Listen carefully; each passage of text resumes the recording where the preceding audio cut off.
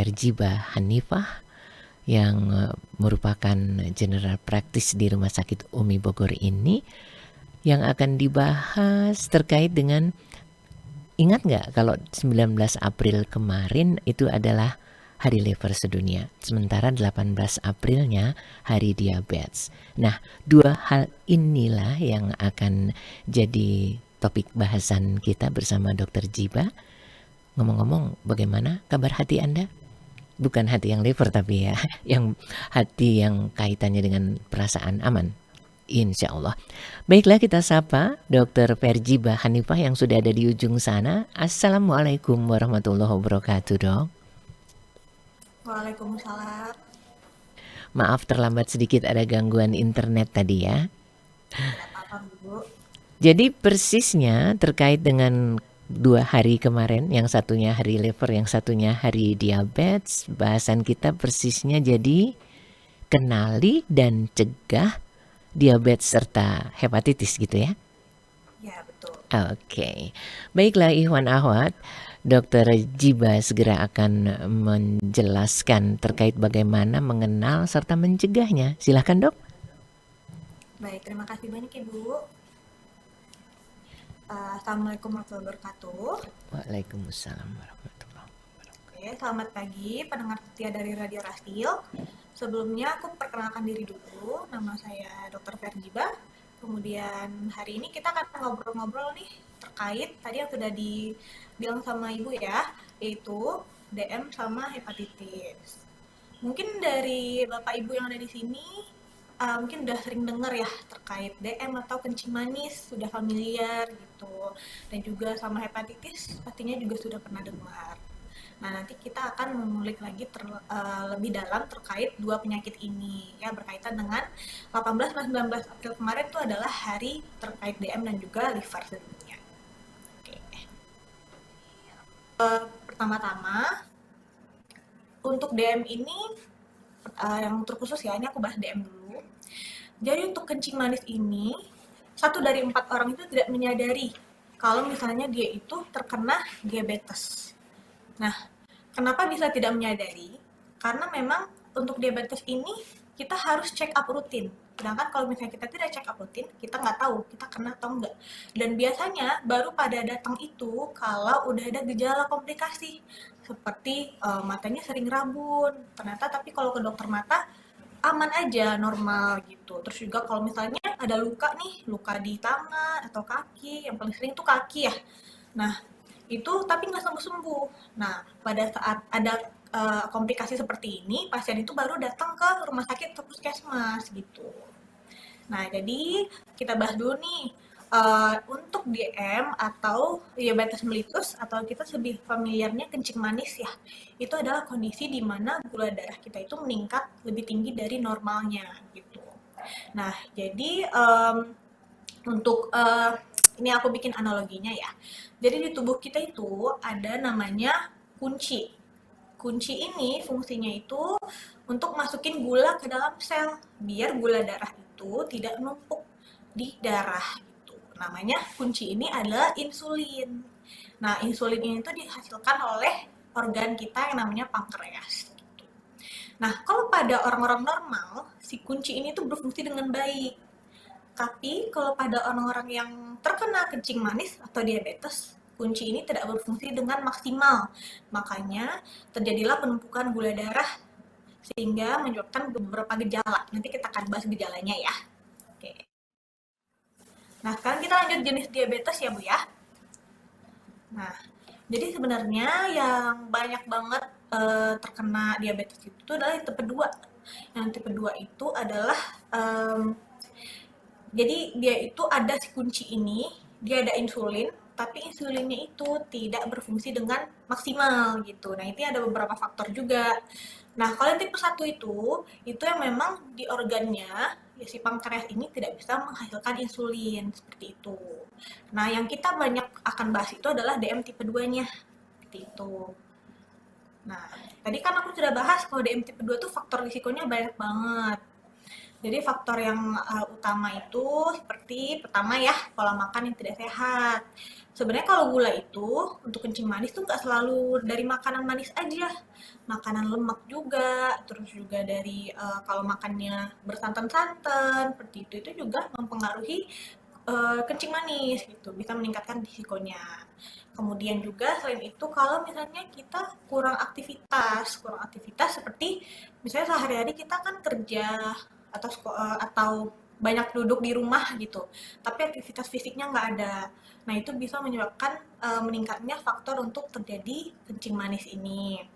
Nah, kemudian yang ketiga itu adalah kelebihan berat badan. Nah, ini yang juga apa namanya? Ya agak sulit ya gitu karena kan terutama kalau udah usia lanjut gitu. Mungkin untuk beraktivitas itu udah berat juga gitu. Jangankan orang tua, kadang anak muda aja masih malas gitu untuk gerak gitu. Tapi itu adalah salah satu faktor yang bisa bikin meningkatnya DM tersebut atau kencing manis tersebut. Nah, kemudian juga yang tidak bisa dipungkiri juga nih adalah riwayat keluarganya. Jadi kalau misalnya ada keluarganya yang juga terkena kencing manis gitu. Nah, itu ada kemungkinan juga ada keturunannya yang mengalami kencing manis juga seperti itu. Oke, selanjutnya kita bahas gejala-gejalanya nih. Nah, untuk gejalanya itu sebenarnya em, yang paling ini ya, yang paling harus diwaspadai ya gitu. Ada yang pertama sering haus. Sering haus, kayak dikit-dikit minum, dibarengin juga dengan sering pipis. Bahkan yang lebih mencurigakan lagi tuh kalau misalnya pas malam-malam nih, kok pipisnya lebih dari 4 kali ya? Kalau masih sekali 2 kali itu masih normal. Tapi kalau udah lebih 4 kali dalam di malam hari itu jadi kebangun terus, kan itu mengganggu ya.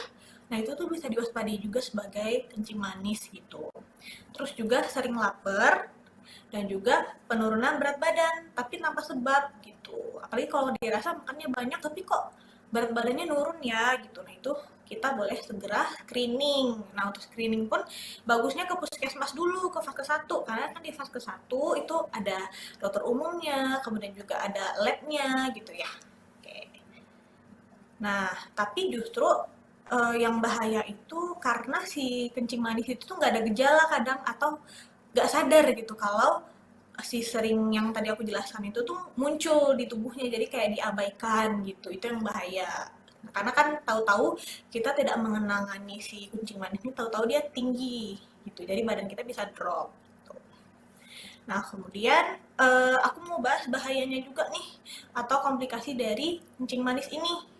Nah, kalau misalnya dia tidak terkontrol, diabetes itu bisa menyebabkan seperti penyakit jantung, terus juga penyakit ginjal, kemudian kerusakan saraf, kemudian juga gangguan penglihatan gitu. Jadi banyak banget nih untuk gula ini tuh komplikasinya banyak banget kemana-mana gitu. Jadi memang sebaiknya adalah pencegahan seperti itu. Nah, jadi kalau misalnya udah Bapak Ibu di rumah merasa ada gejala-gejala yang tadi saya sebutkan. Nah, Bapak Ibu bisa segera ke Paskes, boleh rumah sakit, boleh ke puskesmas gitu ya. Nanti minta cek gula darah. Cek gula darah pun ada 2 juga sebenarnya macamnya yang lazim aja ya aku sebutkan ya. Yang pertama itu ada gula darah puasa. Itu kalau misalnya gula darah puasa yang lebih dari 126, itu masuk ke kategori kencing manis atau diabetes. Nah, kalau misalnya yang gula darah sewaktu atau yang kita datang langsung periksa, nggak perlu puasa, nah itu di atas 200 baru disebut namanya diabetes. Seperti itu. Nah, yang paling penting nih untuk teman-teman dan Bapak Ibu di rumah, pastinya pencegahan gitu. Nah, cara mencegahnya gimana? Kita nggak usah muluk-muluk pakai vitamin A, B, C dulu. Kita dari gaya hidup dulu aja. Misalnya kalau Bapak Ibu kurang aktivitas gitu ya. Jadi bolehlah jalan kaki sore-sore setengah jam aja cukup gitu. Jalan kaki itu kan simple ya. Atau jalan-jalan di komplek rumah atau di rumah juga kalau misalnya rumahnya bisa diputerin, puterin aja tuh. Yang penting jangan diem gitu karena itu meningkatkan risiko. Terus juga dari makanan. Kalau makanan itu kalau bisa dari sekarang kurang-kurangin makan makanan tinggi gula, kemudian juga makan makanan yang tadi aku jelaskan yang apa santan-santan, gorengan gitu. Sama perbanyak serat. Serat itu seperti sayur, buah. Cuman buah ini juga nggak boleh berlebihan. bagusnya buah ini nggak di jus, jadi memang buah utuh.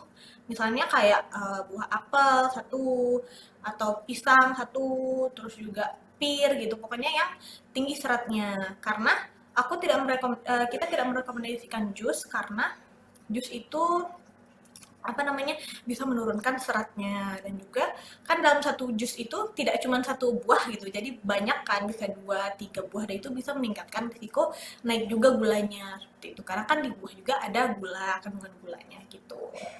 Terus juga kontrol rutin pastinya, kalau memang belum ada tanda-tanda diabetesnya, kontrol rutinnya bolehlah 6 bulan sekali, tahun sekali. Tapi kalau memang ada sudah terdiagnosa diabetes atau kencing manis, itu sebulan sekali harus cek biar terkontrol terus.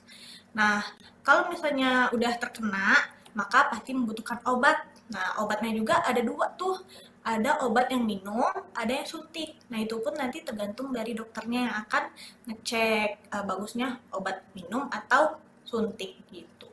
Jadi, uh, intinya diabetes ini adalah penyakit dengan kadar gula darah yang tinggi yang bisa terjadi karena adanya gangguan dari si organ tersebut yang tidak mengeluarkan insulin atau insulinnya tidak sensitif seperti itu. Penyakit ini memang sering tidak disadari. Nah, dia tuh bisa menimbulkan komplikasi serius kalau tidak bisa dikontrol. Nah, tapi dengan pola hidup sehat, terus juga check up rutin, diabetes ini bisa dicegah dan juga bisa terkendali. Seperti itu. Jadi dari sekarang, Bapak Ibu, aku ngajak nih, ayo kita lebih peduli sama kesehatan kita, kurangi konsumsi gula berlebih, kemudian tetap aktif bergerak, terus jangan lupa check up rutin atau cek kesehatan rutin gitu. Nah, pastinya nih, selain itu juga aku lupa nyebutin nih, kayak kalau bisa rokok dikurangin juga, selain dari makanan pastinya ya, makanan gaya hidup, rokok, terus juga istirahat cukup, terus kelola stres dengan baik, seperti itu. Oke, kalau kira-kira untuk topik kencing manisnya seperti itu ya. Mau dilanjut? Pahami tadi itu udah keren banget, tapi kalau ada hal lain yang perlu jadi perhatian, silakan dok. Oke. Ini aku lanjut ya. Kan tadi kita mau bahas dua topik ya Bu ya. Ya, Aku bahas yang selanjutnya ya, yang hepatitis dulu. Oke. Ya, kalau mau ada pertanyaan boleh ya Bu ya. Boleh dikumpulin di akhir aja kalau gitu. jadi semuanya dikoleksi nanti disampaikan, Nah, oke dok? kita bahas di akhir ya tanya jawabnya ya. Mhm, oke. Oke, nah sekarang yang gak kalah penting juga nih, selain kencing manis atau diabetes, kita ada satu penyakit juga yang sering terjadi tapi kurang disadari. Namanya itu adalah hepatitis. Nah, hepatitis itu sendiri adalah kondisi hati kita itu ada peradangan gitu. Nah, hati itu tuh organ yang penting untuk menyaring racun, bantu pencernaan, terus juga mengatur metabolisme tubuh. Jadi kalau misalnya dia bermasalah, banyak fungsi tubuh kita yang ikut terganggu gitu untuk hati ya. Nah, sebenarnya hepatitis itu ada banyak banget macamnya. Ada A, B, C, D, E gitu. Dan ini pembedanya itu adalah virus yang menginfeksi tubuh kita gitu. Tapi yang paling umum itu adalah A, B, sama C. Nanti aku jelaskan ya beda-bedanya apa aja seperti itu. Sebenarnya mah sama-sama menyerang hati semua, cuman cara penularannya aja yang beda-beda. Tuh. Oke, nah yang pertama kita bahas hepatitis A dulu ya. Hepatitis A itu untuk cara penularannya itu dari makanan atau minuman yang sudah terkontaminasi. Misalnya kayak kita makan di tepi jalan gitu kan. Nah, makanan itu kurang bersih, kurang hygiene gitu kan. Nah, maka itu bisa menyebabkan terjadinya hepatitis A seperti itu. Atau kalau misalnya kita minum gitu, airnya kurang higienis gitu. Jadi intinya kalau hepatitis A itu berasal dari air atau makanan yang kita minum atau masukkan dalam tubuh kita. Oke. Nah, kalau yang B sama C itu dia menularnya bukan dari makanan, tapi lewat darah. Hmm, darah sama cairan tubuh lain gitu ya. Nah, contohnya, contohnya itu seperti misalnya nih menggunakan jarum suntiknya tidak steril. Kemudian juga kalau misalnya kita transfusi darah itu tidak aman ya kalau misalnya alat-alatnya tidak hygiene juga, tidak higienis juga. Kemudian juga berhubungan seksual tanpa pengaman itu juga bisa menyebabkan, karena kan tadi selain darah juga bisa cairan tubuh segitu, seperti sperma juga bisa gitu ya. Oke. Nah, kalau untuk gejalanya itu biasanya sama semua tuh. Si hepatitis itu tuh dia kalau di awal-awal itu tidak ada gejala seringnya gitu. Nah, gejalanya pun yang muncul tidak spesifik biasanya tuh. Kayak biasanya lemas, terus ada mual-mual, muntah gitu. Sama nyeri perut kanan atas. Kenapa kanan atas? Karena memang hati kita itu organnya itu di kanan atas. Jadi kalau misalnya dia ada peradangan seperti itu, berarti kalau ditekan tuh sakit banget rasanya di perut kanan atas ini gitu. Nah, selain itu bisa juga mata mata kita tuh kan putih ya nih. Kalau misalnya hepatitis tuh dia jadi kuning, menguning. Biasanya sih yang sadar orang lain gitu atau kita lagi ngaca nih. Kayak kok mata kita jadi kuning ya gitu. Nah, itu tuh tanda-tanda hepatitis bisa gitu. Terus juga kulit kita tuh jadi nguning juga gitu. Tapi nguningnya bukan kuning langsat ya. Pasti beda banget pokoknya gitu. Dari kulit biasa. Nah, terus juga pas kita pipis nih, kita juga sadar kok pipisnya gelap banget ya, kayak biasanya gitu. Nah, itu juga salah satu tanda-tandanya. Tapi memang karena dia ini gejalanya kurang spesifik gitu, jadi orang-orang itu baru datang juga setelah gejalanya sudah mulai sangat parah gitu. Kayak sama kayak gula tadi, kayak kencing manis tadi. Tuh. Nah, kalau misalnya si hepatitis ini tidak ditangani, nah hepatitis itu bisa menyebabkan pertama pastinya kerusakan hati, kerusakan hati yang permanen atau namanya sirosis. Terus juga bisa menyebabkan kanker hati yang paling parahnya ya, sama bisa menyebabkan gagal hati juga gitu. Nah, pasti Bapak Ibu di rumah juga pengen tahu gimana ya caranya biar tahu saya kena hepatitis apa enggak gitu. Nah, pastinya dengan datang juga nih ke rumah sakit atau puskesmas gitu untuk cek tes darah, untuk cek fungsi hati gitu. Dan juga untuk mendeteksi virus hepatitisnya juga bisa gitu. Nah, untuk pengobatannya itu juga beda-beda biasanya. Karena kan virus ini dia tuh nggak ada obat khususnya kalau virus itu. Jadi virus itu memang kita ngelawannya tuh pakai daya tahan tubuh sendiri. Cuman kalau untuk hepatitis A itu biasanya dia bisa sembuh sendiri gitu. Kalau misalnya yang BC dia itu ada risiko menjadi kronis, terutama yang C ya. Jadi dia nggak bisa ditangani sendiri, nggak kayak A. Kalau A itu bisa sembuh sendiri, tapi kalau B sama C sebaiknya memang pengobatan jangka panjang seperti itu. Nah, kemudian aku bahas dikit deh terkait yang D sama E ya. Tadi kan aku udah bahas yang A, B, C nih. Sebenarnya yang D sama E itu tuh ini, kalau misalnya yang D, virus D itu dia numpang ke B. Jadi dia mirip-mirip juga tuh penanganannya sama si B. Pertama, kalau misalnya cara penularan dulu sama nih berdasarkan cairan sama darah. Kalau yang D dia numpang di E. Jadi kalau misalnya kita vaksin hepatitis B, itu udah sekalian melindungi kita dari hepatitis D gitu. Kalau yang E itu dia penularannya mirip sama yang A dari makanan gitu. Jadi dia bisa sembuh juga sendiri. Cuma kan tetap aja kita bagusnya ke rumah sakit ya gitu. Nah, kemudian untuk penanganannya nih sekarang. Untuk penanganannya, pencegahan dulu deh, pencegahan. Nah, untuk pencegahan yang paling penting ya, kalau hepatitis A sama E tadi kan aku sudah jelaskan, dia dari makanan, terus juga dari minuman, dari semua yang kita masukin ke mulut kita gitu. Berarti yang paling penting itu adalah untuk higienitasnya. Sebelum makan cuci tangan dulu, kemudian kalau makan makanannya yang bersih gitu. Kalau bisa mah bikin sendiri di rumah gitu ya. Yang pastilah kebersihannya seperti itu untuk mencegah terjadinya hepatitis ini, terutama A sama E. Nah, kalau hepatitis B itu kita bisa bantu dengan vaksinasi. Nah, vaksinasi ini pun banyak ada di harusnya ada di semua rumah sakit ya. Di rumah sakit, termasuk di UMI juga ada vaksinasi hepatitis seperti itu. Jadi kalau misalnya ada teman-teman atau ibu bapak yang mau vaksin bisa juga ke RS UMI ya. Tuh. Selain itu bisa juga hindari berbagi jarum, karena kan tadi dia ada jarum suntik juga. Kemudian juga berhubungan yang aman, menggunakan pengaman seperti itu. Nah, cuman untuk vaksinasi hepatitis C itu belum tersedia gitu. Jadi kan kalau misalnya belum tersedia, memang pencegahan ini sangat kita butuhkan biar kita tidak terkena hepatitis C.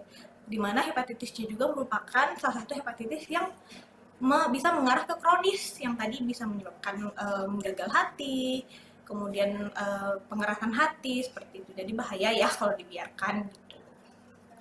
Nah, jadi hepatitis ini adalah, kalau bisa aku simpulkan, adalah peradangan hati yang disebabkan oleh virus dan seringnya tidak bergejala.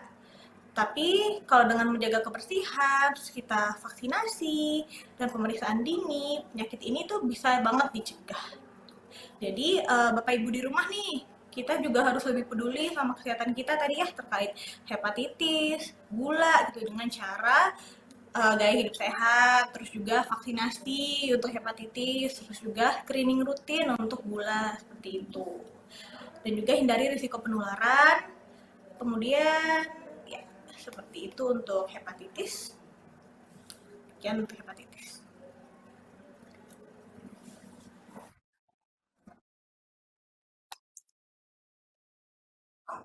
Dengan diabetes ya. Dokter Jiba boleh langsung ke pertanyaan yang sudah masuk ya. Nanti kalau seandainya ada yang mau dijelaskan, ditambahkan saja, oke? Oh ya, boleh, silakan. Nah, pertanyaan dari Ibu Ida. Kalau makanan yang harus kita jaga, kan kita juga harus memilih nih yang tinggi serat itu dan rendah indeks glikemiknya. Apa saja kah gerangan biar nggak cuman menghindari nasi putih doang, kira-kira apa lagi nih? Iya. Oke, Ibu, terima kasih ya Ibu Ida atas pertanyaannya. Oke, aku izin menjawab ya Bu ya. Nah, tadi kan belum detail ya aku jelaskan makanannya apa aja nih. Yang dimana kalau makanan itu yang paling penting gitu untuk masuk ke nutrisi kita. Nah, jadi ada nih Bu makanan-makanan yang direkomendasikan untuk orang-orang yang gula ataupun mau mencegah ya gitu.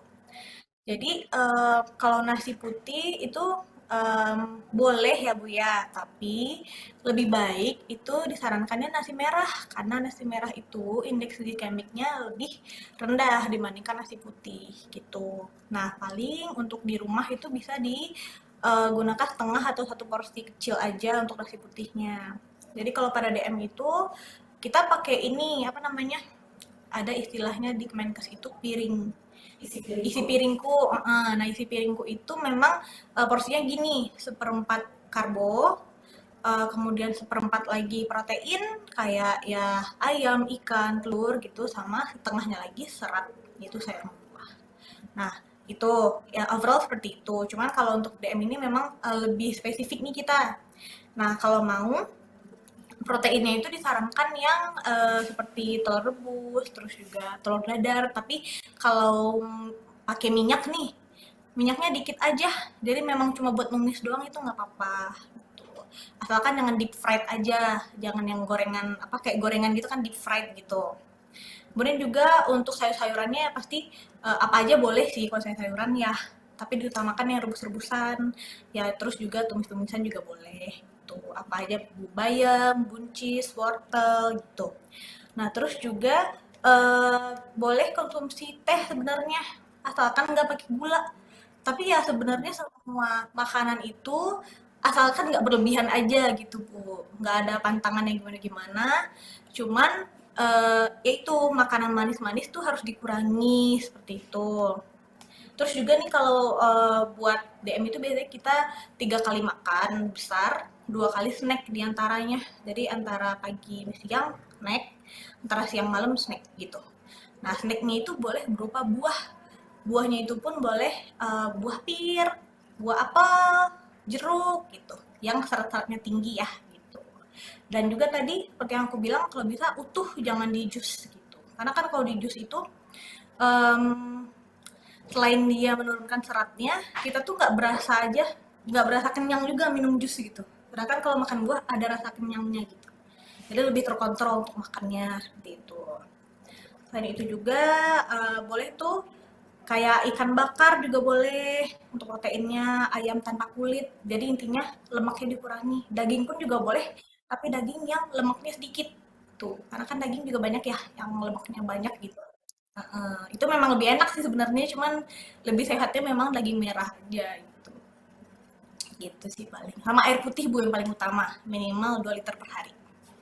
Kayak gitu.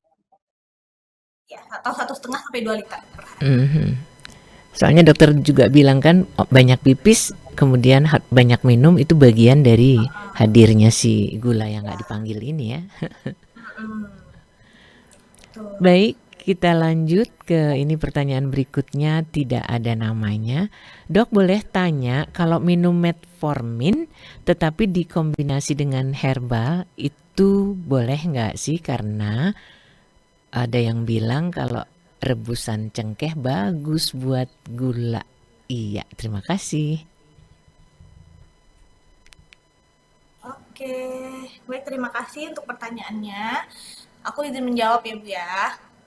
Jadi kalau di Indonesia ini ya memang sangat lumrah ya untuk konsumsi herbal gitu dan memang bagus juga herbal itu bagus aku akui gitu. Cuman kalau konsumsi herbal juga harus konsumsi obat-obatan medis. Jadi kalau untuk dari pertanyaan ibu itu boleh ya Bu ya.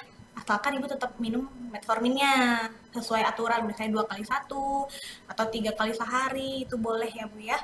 Sama herbal juga.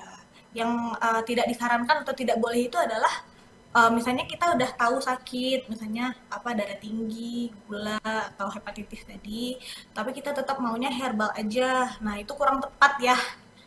Karena herbal aja tuh kurang gitu. Jadi kalau misalnya kita pakai medis, herbal juga, jadi dia jalan bareng itu lebih bagus seperti itu. Jadi Oke, bukan jadi nggak boleh herbal, siapapun yang bertanya disarankan tadi herbal. nggak masalah ya. Masalah. Jadi waktunya nggak dikasih jeda segala, boleh berbarengan atau bagaimana dok? Dijeda aja Bu, 2 jaman gitu. Oh, ya zaman merdeka sama zaman sekarang ya. Ya, Baik, pertanyaan berikutnya, dok. Tetangga saya pernah cek sampai 400 miligram per desiliter. Ini kan tinggi banget ya. Paling normal, setinggi-tingginya normal itu berapa ya dok ya? Karena saya jadi takut deh. Padahal ibu sebelah itu makannya sudah dijaga. Terima kasih. Iya. oke, terima kasih pertanyaannya Ibu. Jadi, kalau tadi nanyanya berapa yang ambang batasnya gitu ya? Tertinggi tetapi tidak terlalu berbahaya, mungkin maksudnya gitu kali ya. Oh gitu. Sebenarnya kan kalau misalnya ambang batas itu 200 ya, 200 ya kalau gula darah sewaktu. Nah, Mhm. kalau 400 itu kan sudah berbahaya ya Bu ya. Sebenarnya kalau di atas 200 mah udah berbahaya juga ya, jadi tidak terkontrol gitu. Jadi kalau misalnya dibilang tinggi tapi tidak berbahaya, tidak bisa menjamin juga gitu, Bu. Paling Karena kita lihat 201 gitu ya dok. ya 201 boleh lah, tapi tetap aja 200 lebih itu tetap tinggi, Bu. Nggak ada yang masih aman gitu. Makanya kita gunakan obat, terus juga gaya hidup untuk mengurangi gula darahnya jadi terkontrol di bawah 200 gitu. Ya kalau mepet 190 itu masih aman lah gitu.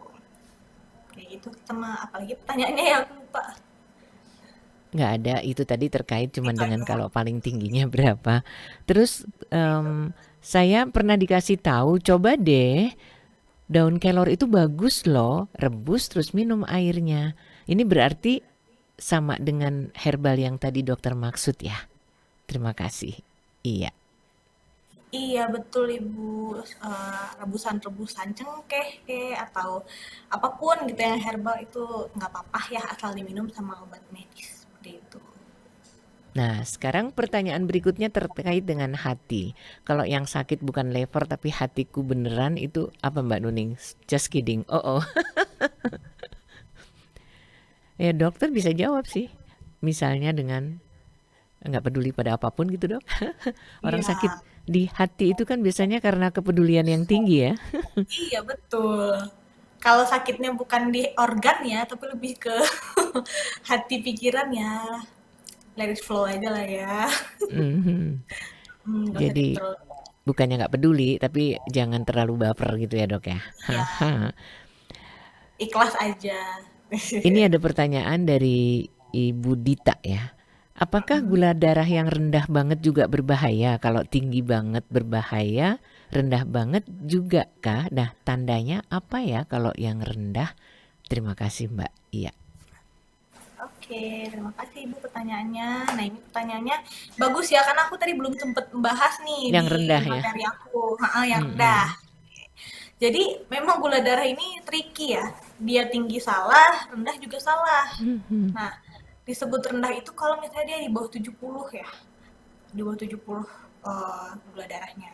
Nah, tanda-tandanya nih biasanya tuh kayak lemes, gemeteran, berdebar-debar gitu.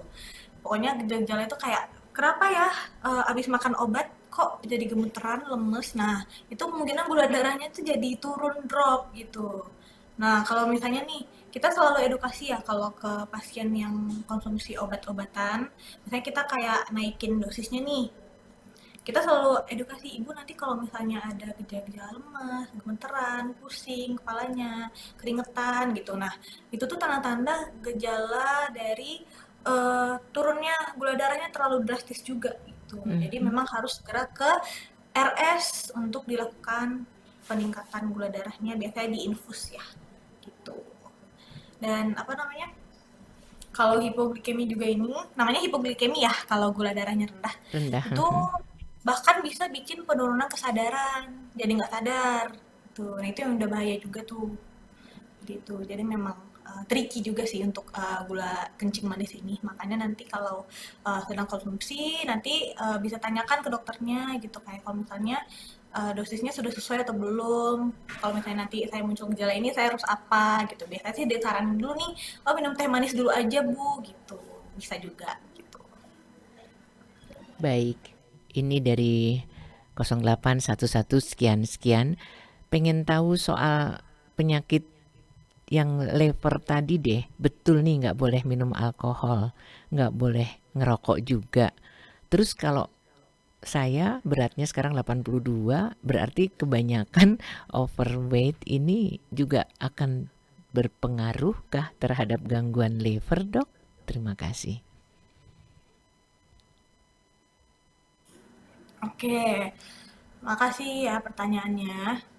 Jadi kalau untuk hepatitis ya tadi ya kita Mm-mm. bahasnya, ditanyakan rokok sama alkohol boleh atau enggak gitu. Nah, pantang banget tuh alkohol kalau misalnya ke hati ya gitu. Karena kalau kita apa namanya kebanyakan meminum alkohol juga tuh ada namanya hepatitis yang bisa disebabkan oleh alkohol juga kalau kebanyakan gitu. Jadi Hmm. memang pantang banget nih alkohol. Kalau rokok itu lebih ke reaksi oksidasi yang disebabkan di darahnya gitu. Nah itu yang berbahayanya buat pembuluh darahnya jadi nggak lancar seperti itu. Kalau rokok kan kemana-mana ya, nggak cuma ke Mhm. hati, bisa ke organ jantung lah, pembuluh darahnya, paru gitu. Itu memang bahaya banget ya. Gitu. Sama satu lagi tadi Obesitas. obesitas Hmm. ya. Nah itu tergantung ibu berat badannya, tinggi badannya berapa.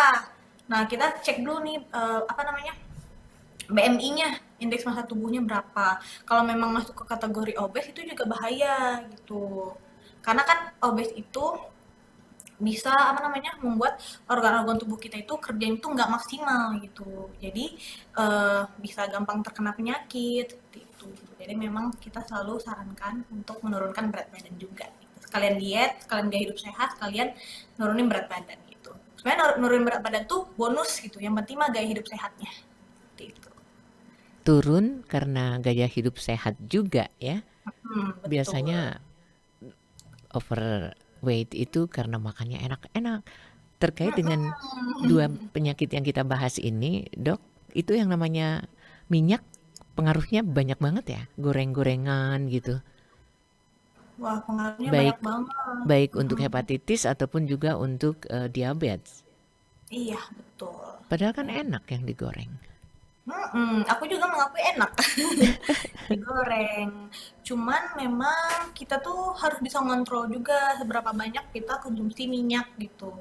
Kalau misalnya tiap hari konsumsi gorengan gitu kan, gorengan kan kita tahu ya, gorengan itu dimasak itu di wajan yang penuh dengan minyak gitu. Otomatis pasti minyak itu banyak banget nyerap di gorengannya gitu. Apalagi Nah, kalau itu minyaknya hitam. apalagi kalau minyak hitam. Karena kan kalau penjual-penjual itu suka ya kayak minyaknya dipakai lagi gitu kan. Itu bahaya banget. Karena ya ibu-ibu bapak tau lah penyebabnya. Bisa menyebabkan kolesterol tinggi. Aku ketemu sama bapak ibu yang biasanya ada penyakit gula, darah tinggi, itu biasanya dia juga kolesterolnya tinggi gitu.